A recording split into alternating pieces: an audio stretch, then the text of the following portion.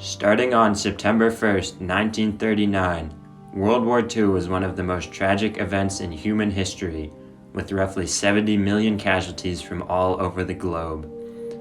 Many researchers state that conflict between nations was unavoidable due to Adolf Hitler's insane ambition, but the poor decision of one man during one of the most crucial meetings in preventing the war changed the path of history forever.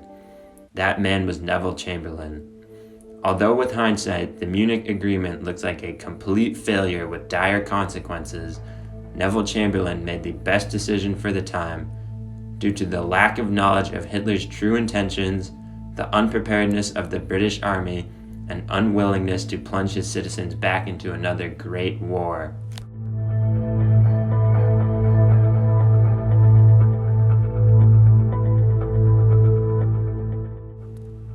Following World War I, the world, specifically England, was still recovering. Due to the extreme loss of life in the country, the economy and morale of the citizens were not doing well.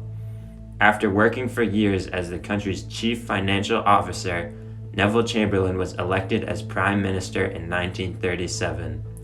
His business expertise was excellent for trying to rebuild the nation, but unfortunately his lack of diplomatic skills were not desirable for the upcoming years of crucial decision-making. Neville's first interaction with Hitler came in May of 1938 when Hitler's plans to partially invade Czechoslovakia became known. Hitler's goal was to reunite the mostly German population of Sudetenland with his home country. Czechoslovakia did not support this movement and called for assistance from their European allies, Great Britain and France. Both of these nations were immediately against the idea of going to war for this cause, as it would most likely lead to another massive conflict, which they were not equipped to handle at this time. After the conclusion of World War I in 1918, Britain, along with several other powerful nations, ceased efforts in strengthening their armies. Britain themselves did this using the 10-year rule, which stated that they should act as if there would not be another war within the next 10 years. Due to this idea, Chamberlain would be left with very limited manpower and supplies when brought into office. Although the necessary 10 years passed and the British rearmament campaign started, it would not be enough to immediately oppose a force as powerful as Germany's. We couldn't be the only great country disarmed. We simply had to build our defense forces again, and we had to pay for it. After having a short discussion with Edouard Daladier, the leader of France, they decided that Hitler could not be stopped from destroying Czechoslovakia if that is what his intentions were. Due to this conclusion, Chamberlain requested to meet with Hitler face to face, trying to understand his goals and create a peaceful agreement between the two opposite groups. After a short conference in Hitler's personal residence, Neville Chamberlain reached the unlikely conclusion that, in spite of the hardness and ruthlessness I saw in his face, I got the impression that here was a man who could be relied upon when he had given his word. Before World War II, the only knowledge of Hitler's inner thoughts were published with his manifesto Mein Kampf in 1925. Although this document specifically outlined Hitler's future plans for Germany and the horrible genocide that was to come, it was disregarded by all foreign governments as they did not know how serious these claims would be.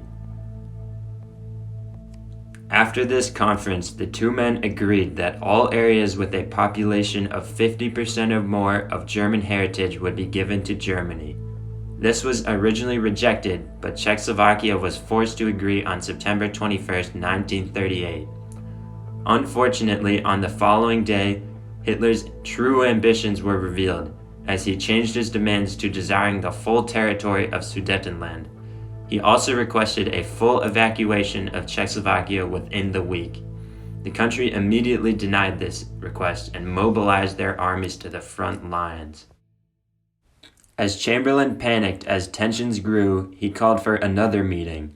Adolf Hitler obliged this request, inviting the rulers of all powerful nations involved, including his Italian ally Benito Mussolini.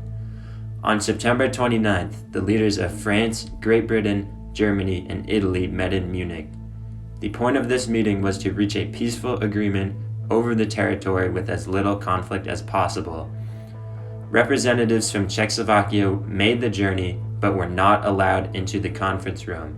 The exact plan was created by Mussolini and stated that 1. The evacuation will begin on the 1st of October. 2.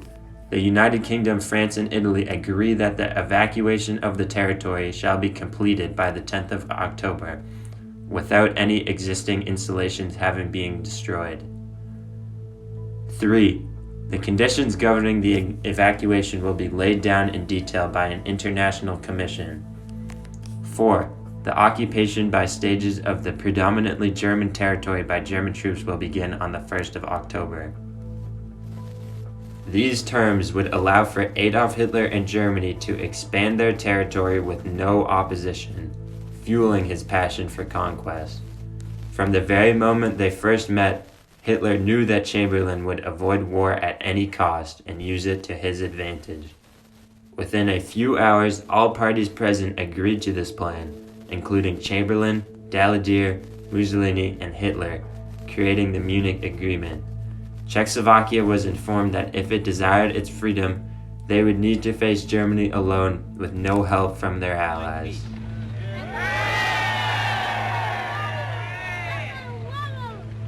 This morning, I had another talk with the German Chancellor, Herr Hitler. And here is the paper which bears his name upon it as well as mine.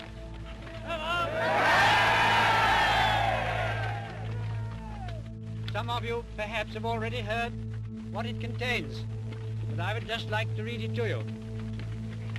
We, the German Führer and Chancellor, and the British Prime Minister have had a further meeting today and are agreed in recognizing that the question of Anglo-German relations is of the first importance for the two countries and for Europe.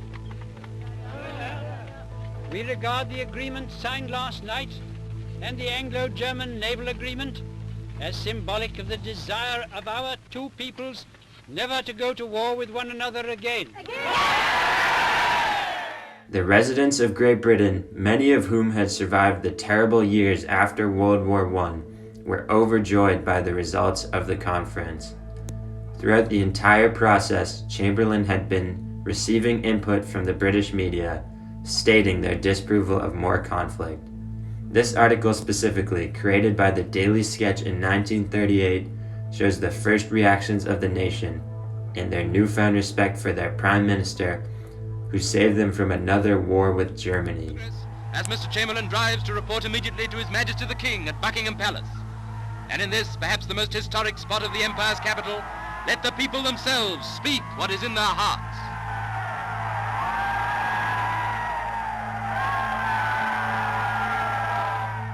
Unfortunately for Neville and the rest of the globe, within the year, Adolf Hitler would disregard the agreement and continue expanding Germany's territory into Czechoslovakia, now with no opposition from European powers. Despite the failure in preventing war, the Munich Agreement did last for several months. This allowed for the British rearmament campaign to continue, and the army was at least now somewhat prepared to face the German forces.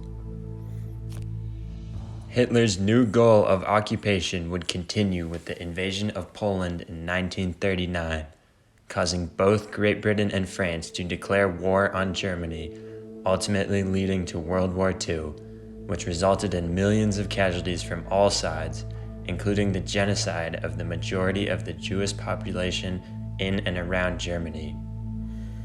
When looking back in history, it is important to consider all possible factors that might lead to a certain event. If you are looking through the eyes of Neville Chamberlain, he was trapped in a situation not even a master diplomat could work their way out of.